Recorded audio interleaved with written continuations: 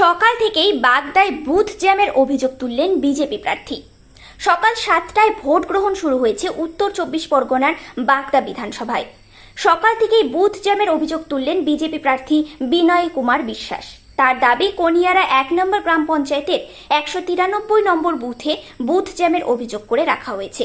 একই সঙ্গে তিনি অভিযোগ করেন তাদের কাছে খবর আছে বাইরের থেকে লোক ঢোকানো হয়েছে, তারা সর্বশক্তি দিয়ে লড়াই করবেন।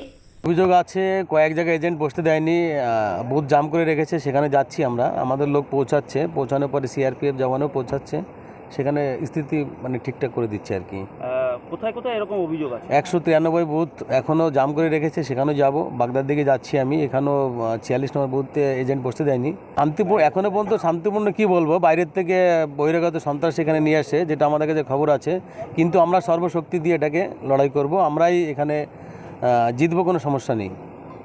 আমরা